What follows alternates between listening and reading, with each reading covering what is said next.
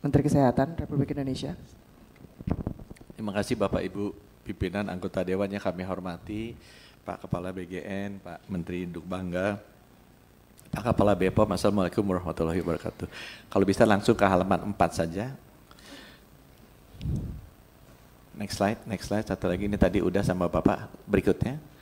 Jadi Bapak Ibu, kami hari Minggu ya Pak, dan kita meeting koordinasi dengan Pak Menko Pangan untuk membahas kasus yang terjadi di Bandung.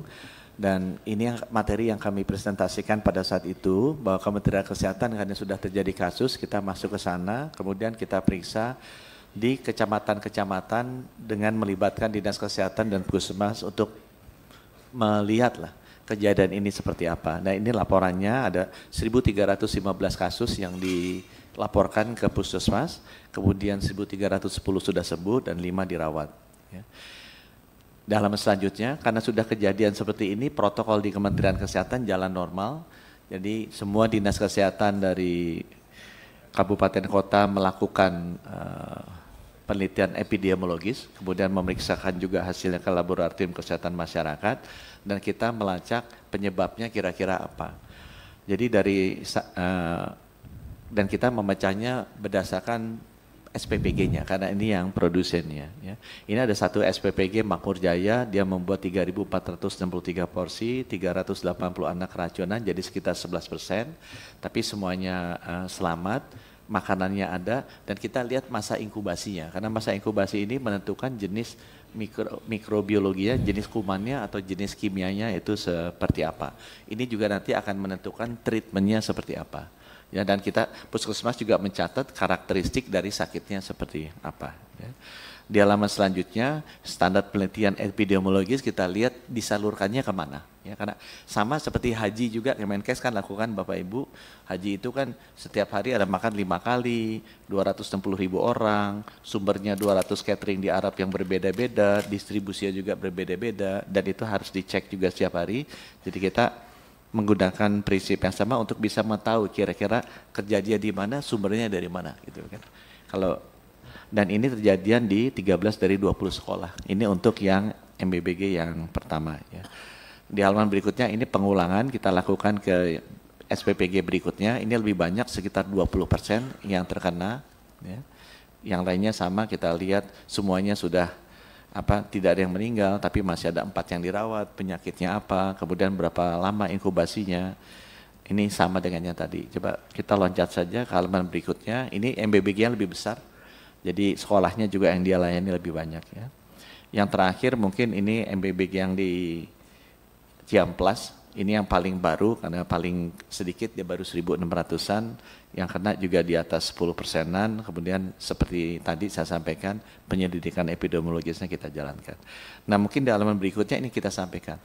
Jadi dari hasil-hasil penyelidikan epidemiologis dari seluruh SPPG yang sudah kita lihat ada keracunan, ini adalah penyebabnya secara medis. Jadi ada yang bakteri, ada beberapa dari itu virus, ini kimia. Kenapa ini menentukan Bapak Ibu? Karena ini nanti menentukan satu, treatmentnya seperti apa kalau dia kena.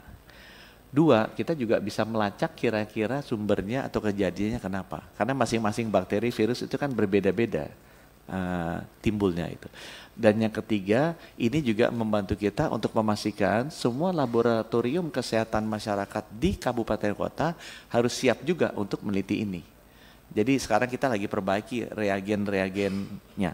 Karena yang untuk ini kan penelitiannya ada dua, ada penelitian mikrobiologis, bakteri dan virus, ada penelitian toksikologi, itu yang penelitian kimia. Jadi mikrobiologis yang paling bagus pakai PCR karena langsung ketahuan kan jenis bakteri dan kumannya apa, ini reagennya kita persiapkan untuk bisa mendeteksi bakteri dan virus ini. Karena ini yang paling banyak terjadi. Ya. Mungkin di halaman selanjutnya, ini 4 halaman selanjutnya saya cepat aja, ini adalah hasilnya. Jadi kita lihat, oh masa inkubasinya berapa lama. Jadi kita tahu meresponsnya masih berapa cepat. Ya. Kemudian kita tahu juga sumbernya itu dari mana, gejalanya seperti apa. Jadi memudahkan para guru-guru atau sekolah kalau mau melihat, oh gejalanya seperti ini kira-kira penyebabnya ini. Dan ada treatmentnya seperti apa. Jadi ini dari pengalaman kita di Bandung kemarin, kita sudah mendapatkan pola lah, kira-kira seperti apa yang nanti akan kita sebarluaskan, standarisasikan ke seluruh puskesmas dan laboratorium kesehatan masyarakat agar bisa merespon cepat kalau ada kejadian-kejadian seperti ini ya. Mungkin langsung aja ke halaman 4, karena ini bakteri ya, bakteri sama virus yang 4 itu, coba mundur 1 halaman 17, mundur 1. Nah ini yang kimia ya, yang ada kimianya. Nah kemudian bab selanjutnya kita akan ngomong mengenai sertifikat like hygiene dan sanitasi.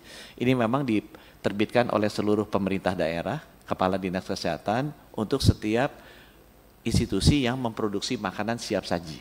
Ya, kalau yang ini kan paket itu di BPOM, tapi yang siap saji itu ada di Kemenkes dan implementasinya dilakukan seluruh dinas kesehatan daerah.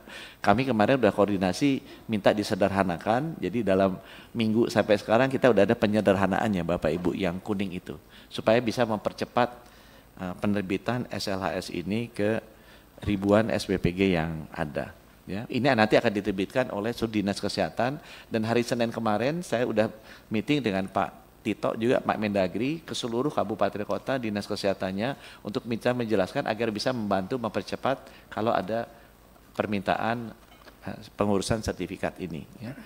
Di halaman selanjutnya ini ada contohnya saja yang dulu kalau yang institusi besar itu harus lewat OSS jadi tidak di Kemenkes di BKPM, tapi kalau yang institusi kecil, kalau yayasan segala macam itu bisa lewat dinas kesehatan, kita udah sosialisasikan agar bisa lebih cepat pengurusan izinnya. Ya. Nah halaman berikutnya menurut saya ini yang paling penting Bapak Ibu, ini adalah pengawasannya.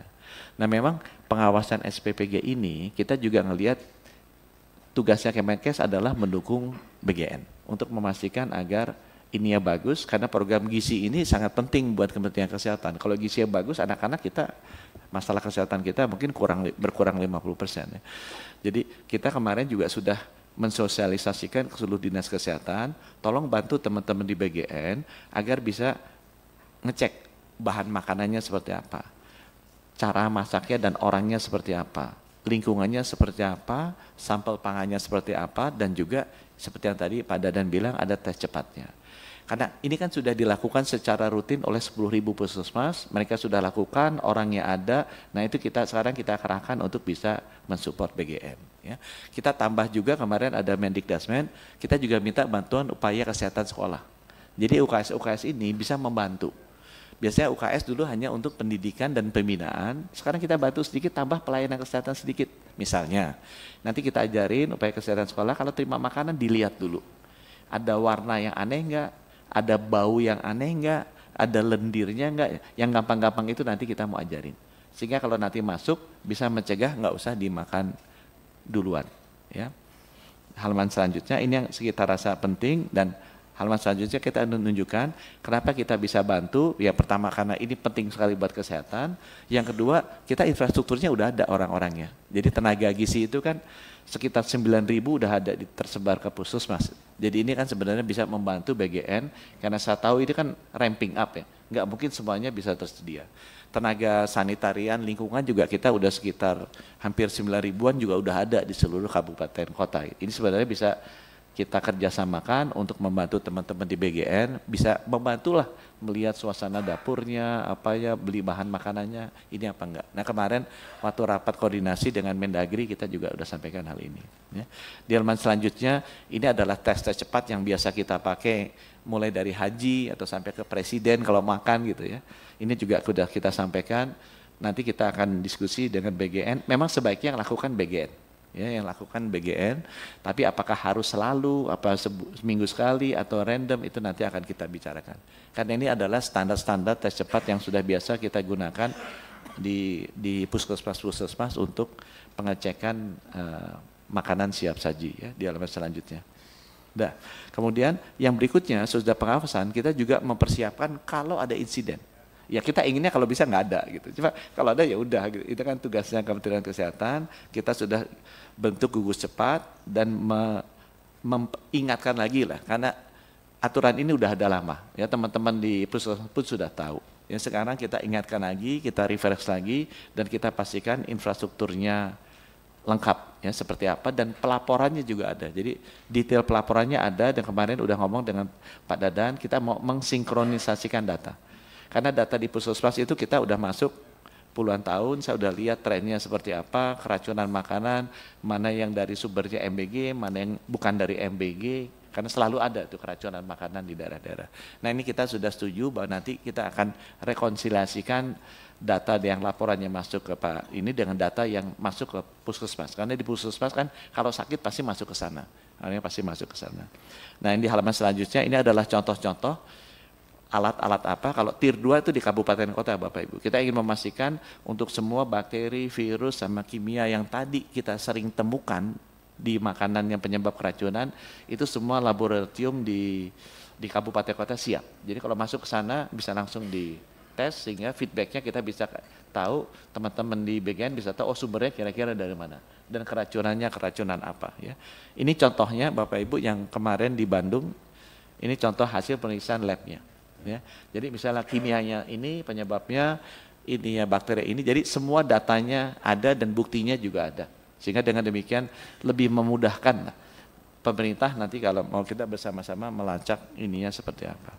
Nah mungkin yang terakhir saya sampaikan ke Pak Dadan, masalah kesehatan itu kalau gizinya beres mungkin 30-40% masalah kesehatan itu beres, ya mulai dari stunting, mulai dari kelainan kongenital, kematian ibu anak, itu semuanya bisa nurun drastis kalau urusan gizi drastis. Jadi saya berkepentingan sekali bahwa MBG ini sukses. Karena kalau MBG ini sukses, masalah saya di hilir tuh jauh berkurang. Masalah-masalah kesehatan karena gizinya kita tidak bagus. Itu sebabnya sejak tahun lalu kita udah kerjasama karena standar gizi itu ada di kita berikan, ini standar gizinya kira-kira dibutuhkan untuk masing-masing kelompok umurnya. Dan kita juga mengukur halaman berikutnya dampaknya Bapak Ibu. Karena ini yang penting buat Kementerian Kesehatan. Jadi kita bekerja sama dengan upaya kesehatan sekolah, kita minta juga bantuan. Tolong ditimbang dong anaknya diukur tinggi. Kita udah banyak antropometri. Jadi sekaligus ini bisa menjadi feedback buat kebijakan kita secara evidence based. Ininya seperti apa? Ya, ininya seperti apa? Jadi kan sekarang udah ada cek kesehatan gratis tahun sekali. Nah sekarang kita tebengin nimbangnya. Jadi nimbangnya kalau aturannya UNICEF itu WHO 6 bulan sekali bisa. Jadi kita bisa masukkan kalau CKG di sekolah itu 6 bulan sekali kita timbang. Karena datanya kan sudah satu. Sehingga bisa membantu juga by name, by address untuk memberikan feedback ke teman-teman di BGN mana yang kira-kira masaknya bener nih gizinya cukup karena orangnya naik semua, mana yang nggak naik. Gitu. Karena kan yang penting kan pelaksanaan di lapangan itu ada tools buat kontrolnya. Jadi kita bantu siapin tool controlnya. Dan di halaman berikutnya, ini kalau ingat SSGI, survei gizi, kita dulu waktu stunting kan setahun sekali ini Pak Duk Bangga, sekarang 2 tahun sekali karena udah agak turun. Nah ini tahun depan akan dilaksanakan dan di survei tahun depan kita sudah masukkan khusus untuk MBG. Jadi secara nasional kita bisa lihat daerah yang sudah dikasih, daerah yang belum dikasih, nanti perbandingnya kita harapkan ada basis-basis data research yang bisa menunjukkan dampaknya MBG seperti apa, sehingga ini bisa dipakai untuk perbaikan kebijakan pemerintah ke depannya. Di halaman selanjutnya, ini yang kita kerjasamakan dengan upaya kesehatan sekolah dengan Menteri Dikdasmen. Kita minta tolong, dulu UKS itu hanya pendidikan dan pembinaan. Nah sekarang kita selipin tuh pelayanan kesehatan, bantulah. Itu kan guru-guru datang kan dia bisa lihat juga ininya makanannya benar nggak, berlendir atau bau gitu kan dia bisa lihat. Anak-anak juga akan kita didik supaya mereka bisa lebih aware mengenai gizi dan pangan ini. Di halaman selanjutnya, kita sejak dulu waktu stunting kan sudah bikin kurikulum merdekanya dengan Pak Nadiem tuh. Beberapa kurikulum kesehatan dibikin bersama-sama dengan Mendikdasmen dulu yang kita masukkan ke kurikulum Indonesia Merdeka Belajar. Sehingga mendidik anak-anak kita untuk paham mengenai gizi dan keamanan makanan. Nah saya udah ngomong sama Menteri Dikdasmen, kalau bisa yang mengenai keamanan pangan dan gizi dimasukin bukan hanya Merdeka Belajar, itu kan boleh pilih. Ini masukinnya sebagai wajib. Supaya nanti anak-anak juga tahu, nggak usah diajarin gurunya, Pak kalau ini udah nggak sehat nih, mendingan saya nggak makan dan melaporkannya. Sehingga fungsi kontrolnya lebih baik lagi. Contohnya, dan materi ini kan udah ada di halaman berikutnya. Materi-materinya kan udah ada juga, udah dibikin dengan teman-teman dari Kemendikdasmen. Ya, sehingga ini nanti akan kita luncurkan. Jadi mungkin yang terakhir Bapak Ibu kesimpulannya, SLHS, teman-teman Pak Dadan di BGN sudah mewajibkan diberikan waktu 1 bulan harus selesai. Kementerian Kesehatan mendukung sekali dan ini sudah berkoordinasi dengan Dinas Kesehatan karena menerbitkan ada Dinas Kesehatan dengan syarat-syarat yang lebih mudah. Kemudian kita minta bantu pengecekan. Karena pengecekan setiap hari memang sebaiknya ada di BGN. Tapi kan selama BGN ini masih grow, kan pasti dia organisasi baru nih. Ini harus dibantu oleh teman-teman Dinkes, ya seenggaknya random lah, seminggu sekali atau 2 minggu sekali datengin. Untuk ngelihat bener nggak, ini kan kalau makanan tuh nggak boleh disimpan lama-lama tuh, yang kita kunyah ini Bapak Ibu katanya nggak boleh lebih dari 4 jam gitu kan. Distribusinya kan ada yang pagi buat SD, ada yang siang buat SMA, SMP. Janganlah dibikinnya semuanya mulai dari jam 12. Nah, hal-hal seperti itu kita minta bantu, karena kebetulan kan di Dinas Kesehatan 10.000 puskesmas udah punya tuh, tenaga gizi 9.000, tenaga sanitarian tuh 8.800-an. Nah, itu bisa dipakai untuk membantu dulu melapis BGN dalam mengontrol pengawasannya. Karena yang penting di sini pengawasannya. Kemudian kita juga protokol di sekolahnya kita perbaiki kerjasama dengan Kemendikbudrismen, terutama upaya kesehatan sekolah bekerjasama dengan wali murid, guru dan murid-muridnya. Ya, kemudian Kemenkes juga melatih kembali, mereverse kembali protokol kalau ada insiden luar biasa.